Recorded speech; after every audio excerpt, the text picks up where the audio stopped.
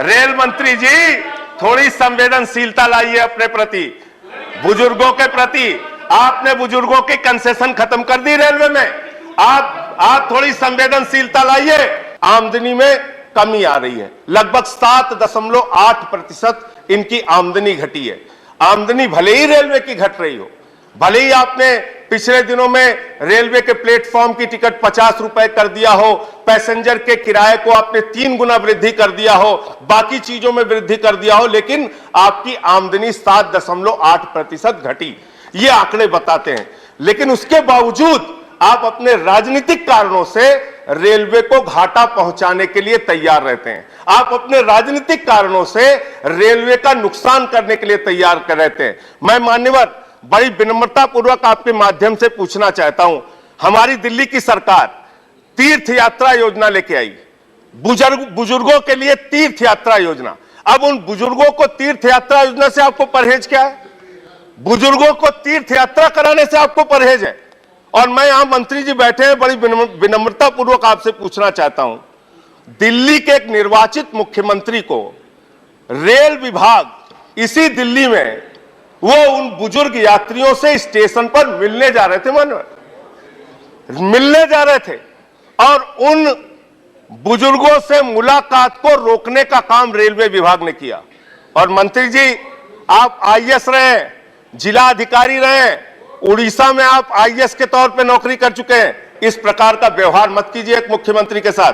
आपको 2500 फोन मैंने किया, 2500 बार आपके विभाग के कर्मचारियों को मैंने सूचना दी, मुख्यमंत्री के आवास से आपको सूचना गई, लेकिन बुजुर्ग तीर्थ यात्रियों को अयोध्या जाने से रोकने का काम आप कर रहे हैं, उनकी तीर्थ यात्रा पर रोक लगाने का काम कर रहे हैं।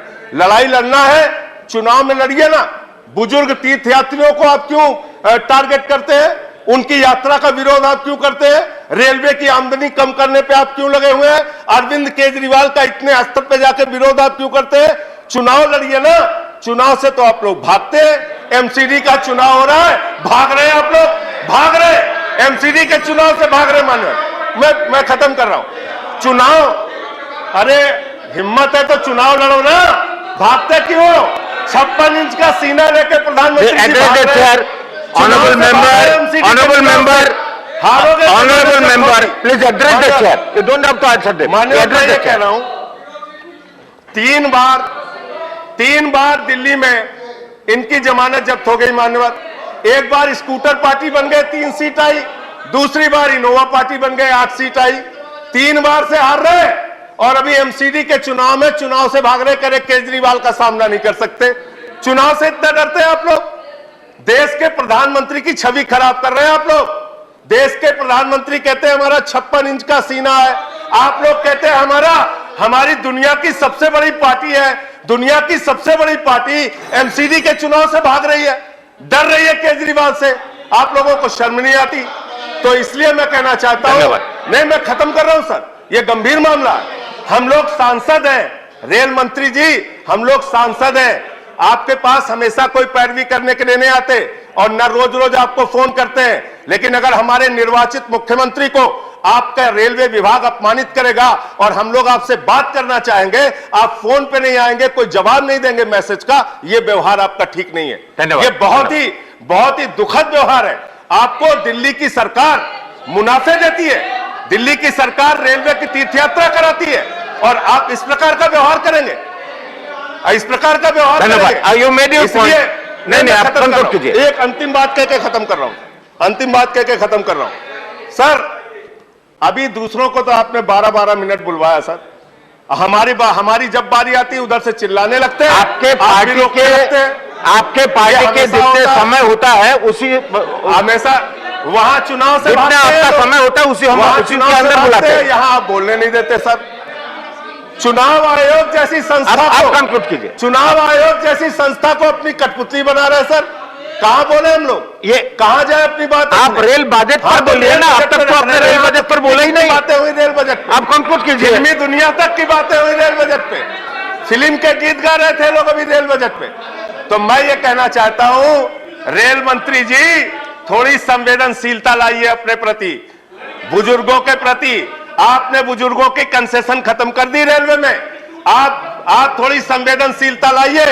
कुलियों के लिए लालू प्रसाद यादव जी जब रेल मंत्री थे, उन्होंने योजना लागू की थी उनको नौकरी देने के लिए।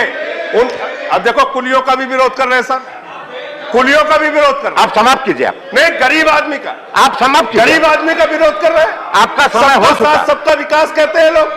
चुनाव के बाद सर महंगाई बढ़ा रहे हैं, सिलेंडर का दाम, गैस का दाम, डीजल का दाम, पेट्रोल का दाम, और यहां बोलिए कुलियों का विरोध। धन्यवाद। आपका सारा पॉइंट खत्म हो चुका है। अब मैं कह रहा हूं, देश के पूर्व रेल मंत्री ने इस देश के कुलियों के लिए, जिनके ऊपर एक फिल्म बनी थी, गाना था, सारी दुनिया का बोझ हम उठाते हैं, उन बोझ उठाने वालों के लिए देश के रेल मंत्री लालू प्रसाद यादव जी ने नौकरी देने की व्यवस्था की थी। आज वो मारे मारे फिर रहे हैं, एप्लीकेशन देते हैं, धन्यवाद, रोते धन्यवाद, हैं, धन्यवाद। धक्के खाते हैं, स्पीकर जवाहर सरकार नहीं सुनते। तो इसलिए इस देश के जवाहर सरकार जी साथ खिलवाड़ मत कीजिए। आप लोग तो पकौड़ा योजना पहले जवाहर सरकार जी, you want to speak? UP में, अभी यूपी के नौजवानों को इन लोगों ने कहा मान्यवर, यूपी के नौजवानों को जाके प्रधानमंत्री ने कटोरा योजना दे दी, पहले पकौड़ा योजना, अभी कटोरा। धन्यवाद। अरे नहीं, दिस इज नॉट दैट। नहीं, धन्यवाद। नहीं, स्पीकर इज,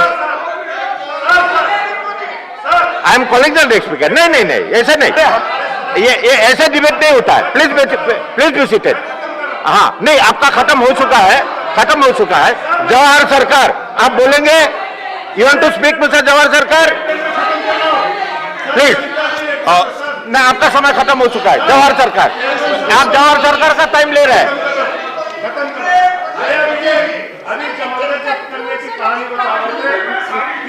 ही डजंट, आप बोलना चाहेंगे? If you do not want to speak, I am call another speaker. नहीं, this is not the way. बैठिए, आप बैठ जाइए। आप बोलेंगे? साफ हो गए पंजाब से। Nothing will go on record except Jawahar सरकार। Nothing will go on record except Jawahar सरकार।